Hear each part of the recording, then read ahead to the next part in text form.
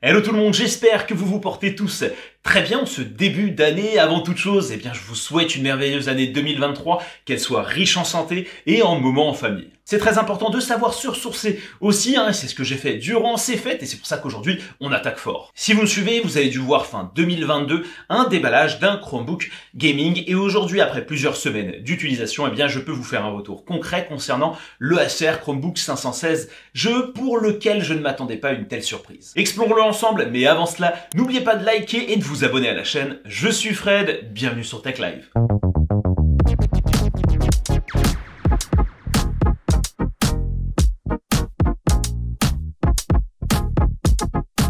Rapide topo sur le contexte de sortie du Acer Chromebook 516 GE. Google a annoncé au mois d'octobre 2022 un line-up de Chromebook gaming, pour être plus précis, à destination des usages cloud gaming, même si finalement on peut jouer aussi autrement et on le verra dans cette vidéo. 3 constructeurs ont poussé des modèles dédiés, Lenovo, Asus et bien entendu Acer avec le 516 GE. Un modèle qui propose des fonctionnalités dédiées peu vues sur le marché et qui sait faire preuve de discrétion. Et quand je parle de discrétion, je parle du design. Le Acer Chromebook 516 GE ne présente pas vraiment de signes extérieurs pouvant nous dire que nous sommes clairement sur un Chromebook gaming. Nous avons un revêtement sûrement en aluminium avec une partie brossée qui recouvre 3/4 de la surface haute du Chromebook et qui le rend plutôt original. On retrouve un logo Chromebook sombre qui est niché en haut à gauche et à son opposé un logo Acer en relief qui retourne des couleurs selon le rapport à la lumière. Et c'est peut-être ce dernier petit détail qui est le plus gaming de tous. Ce que j'apprécie personnellement, c'est que c'est un modèle passe-partout, il n'y a pas de vraie connotation gaming, du coup on est sur un Chromebook qu'on pourrait apporter aussi au travail. Ensuite, la discrétion au sens large n'est plus applicable puisque nous sommes sur un grand Chromebook d'une largeur d'environ 36 cm, d'une profondeur de 25 cm et d'un poids approximatif d'1,7 kg. Tout cela est bien évidemment justifié par l'écran qu'on verra un peu plus tard. À l'arrière, on va avoir des sorties pour la ventilation et en dessous, des barres un peu plus hautes qu'à l'accoutumée qui permettent sûrement une meilleure évacuation de la chaleur puisqu'elles ne facilitent pas tant la résistance à une surface. Dès l'ouverture du Chromebook, on retrouve la sensation de grandeur avec un écran LCD IPS mat de 16 pouces poussant une résolution d'image de 2560 par 1600. La qualité d'image est vraiment top, on est au-dessus de la 2K et vous savez comment je l'apprécie. A noter que nous sommes sur un format d'écran de 16 dixièmes qui n'est pas tactile. Mais l'innovation réelle sur cet écran, c'est l'apparition d'un nouveau taux de rafraîchissement d'image.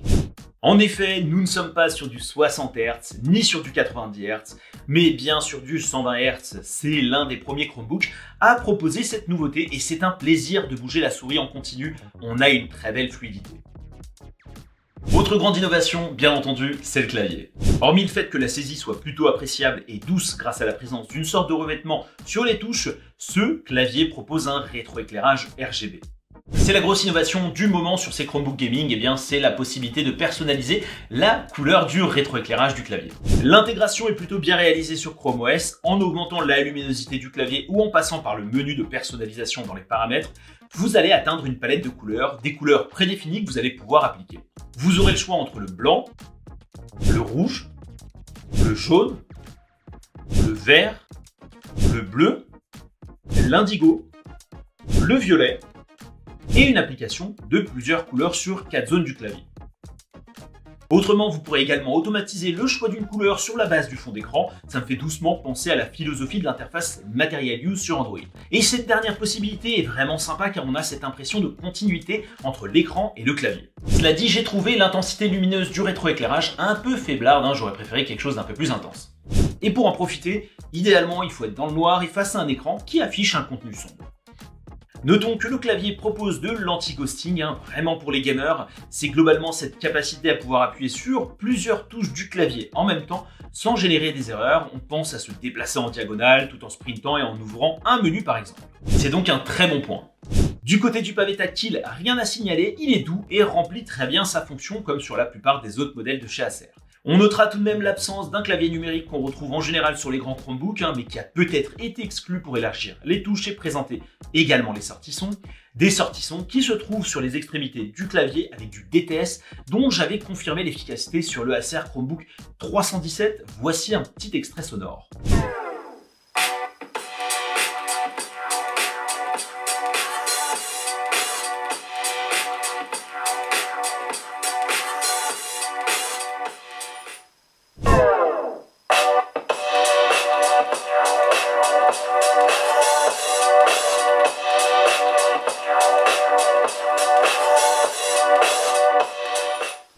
Sur la partie connectique, on va être plutôt gâté, hein. On se retrouve avec 2 ports USB type C, un port USB type A, un port jack, un port Kensington, un port HDMI 2 points et un port Ethernet. Acer bon choix de placer un port HDMI et un port Ethernet. Le premier va vous permettre de profiter d'un gros écran de gamer si vous en avez un, et le second d'un débit sans faille super pertinent pour du cloud gaming. Sur la version du Acer Chromebook 516 GE que j'ai entre mes mains, nous sommes en présence d'un processeur Intel Core i5 de 12e génération avec 12 cœurs, de 8 Go de RAM LPDDR4X et de 256 Go d'espace de stockage PCIe NVMe. En résumé, nous sommes sur une machine de dernière génération. Parlons maintenant d'usage. Pour démarrer sur les usages, sachez que j'ai travaillé avec ce Chromebook. J'ai donc rédigé des articles sur chromebooklive.com, créé des contenus graphiques pour des sociétés, réalisé des visioconférences Google Meet et rien à dire, j'ai fait ça sans aucun problème. Ce que j'ai réellement apprécié, c'est l'écran et le confort qu'il apporte, puisque grâce à sa taille, vous allez pouvoir disposer de 2 fenêtres assez aisément. Et le 120 Hz est vraiment un game changer. On ressent la fluidité qu'il apporte et on a envie de bouger la souris sans raison. Oui, un peu comme la couronne avec la Google Pixel Watch. Si vous avez regardé ma vidéo test sur la chaîne, vous savez de quoi je parle. En tout cas, rédiger des articles avec ce taux de rafraîchissement couplé à la puissance dernière génération de ce Chromebook, eh bien c'est un pur plaisir. J'ai ressenti une forme d'optimisation de productivité, je vous assure, c'est bluffant. Et le clavier aussi est très bon, hein. C'est globalement agréable de rédiger du contenu. Cependant, la largeur entre le clavier et la partie basse du Chromebook est trop grande. Du coup, on a l'avant-bras qui est posé sur le Chromebook et non pas sur la table, ce qui me déstabilise un peu. Et avec le bracelet de la Pixel Watch, j'ai peur de rayer la machine. On adorera regarder du contenu sur YouTube, Twitch ou Netflix. C'est réellement un sans faute, notamment avec la partie mat de l'écran.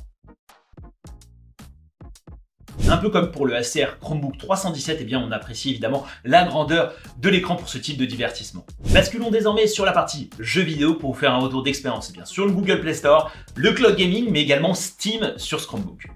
Puisque nous sommes sur un Chromebook qui n'est pas tactile, nous serons plus ou moins limités à des jeux du Google Play Store dont les éditeurs ont travaillé sur une compatibilité clavier et souris et ont peut-être pensé au Chromebook. Donc Asphalt 9 fonctionne très bien, un classique qui a bien été travaillé par Gameloft. Par contre, j'ai essayé de lancer Call of Duty Mobile et Octopath Traveler, ça a tout simplement planté pour le premier et pour le second, j'ai reçu une alerte de violation de sécurité.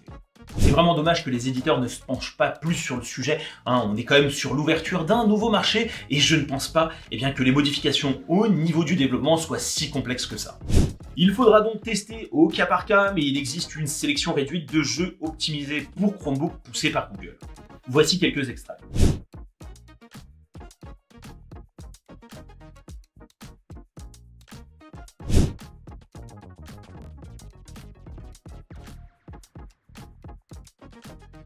Au niveau du cloud gaming, tout comme les autres constructeurs, Acer met en avant GeForce Now puisque Google Stadia s'arrête ce mois-ci et qu'il ne faut peut-être pas froisser Google avec le Xbox Game Pass.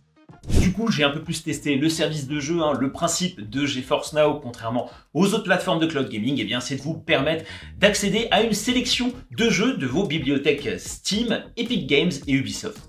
Pour éviter tout risque de lag, je me suis mis en Ethernet. Ensuite, j'ai paramétré une résolution QHD à 120 fps pour profiter au max des performances visuelles des jeux. Et le résultat est vraiment magnifique. J'ai donc joué à Death Stranding, un jeu original poussé par Hideo Kojima. On incarne Norman Reedus, l'un des acteurs principaux de The Walking Dead qui doit parcourir un monde ravagé en livrant des colis. Nous sommes dans un univers post-apocalyptique, sombre et surnaturel. La fluidité est au rendez-vous, hein, tout comme les graphismes. Il m'est arrivé une seule fois sur plus de 2 heures de jeu d'avoir un micro souci de lag, mais dans l'ensemble, l'expérience est superbe et quant au jeu, j'ai hâte de continuer d'y jouer. Autrement, j'ai également testé le fameux Rocket League et rien de négatif à noter, j'étais graphiquement au max et je n'ai pas ressenti de lag en particulier. Après, je n'ai pas non plus la finesse d'un joueur e-sport pour dire qu'il y a potentiellement un écart d'une milliseconde, hein. L'essentiel c'est que ce soit imperceptible et j'ai pris du plaisir à y jouer. Google Stadia restait pour moi la plateforme technique la plus stable, mais j'ai vraiment été étonné par GeForce Now et j'ai même l'impression que c'est supérieur au Xbox Game Pass. Va falloir que je fasse un peu plus de tests. Pour terminer sur la partie gaming, j'ai testé Steam qui est disponible sur le channel bêta de Chrome OS pour une sélection d'appareils désignés par Google, dont le Acer Chromebook 516GE fait partie. Donc n'achetez pas n'importe quel Chromebook pour jouer à Steam, allez plutôt jeter un œil à chromebooklive.com pour avoir la liste. Du coup, j'ai essayé certains jeux testés comme fonctionnels par Google, comme le jeu casse-tête Portal de Valve que j'ai trouvé très fluide, ou bien Mirror Edge, un jeu de parcours assez ancien qui n'a pas donné de suite récente et qui fonctionne bien. Et je me suis laissé tenter par Stumble Guys, un Fall Guys-like qui est très casual et fun et qui n'a posé aucun problème. L'expérience de Steam est donc validée sur ce Chromebook, en tout cas pour certains jeux testés par Google. J'ai vraiment hâte d'essayer la version finale de Steam tout en espérant qu'on ait une liste plus exhaustive de jeux compatibles. Aujourd'hui, il y en a environ 100. Il faut noter que ce Chromebook n'est pas fanless, donc il peut vous arriver, si vous le sollicitez un peu trop, d'entendre le ventilateur, mais personnellement, je n'ai pas trop été gêné par ça. Avant de conclure, je voulais aussi vous dire que la machine virtuelle Linux s'exécute bien. J'ai notamment testé d'installer GIMP qui ne rame pas.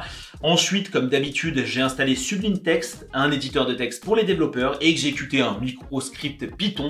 Ça a bien fonctionné. Globalement, pas d'étonnement sur le bon fonctionnement de la machine virtuelle Linux sur ce Chromebook, puisqu'en plus, nous sommes sur une architecture Intel. On arrive à la conclusion et disons que j'ai été agréablement surpris par ce Acer Chromebook 516GE.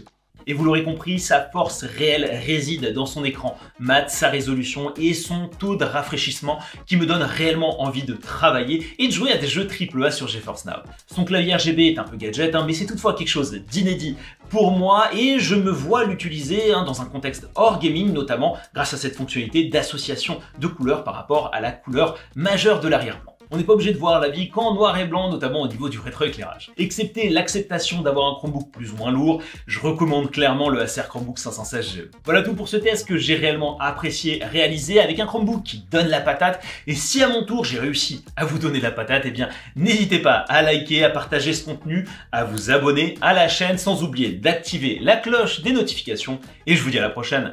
Ciao, bye bye!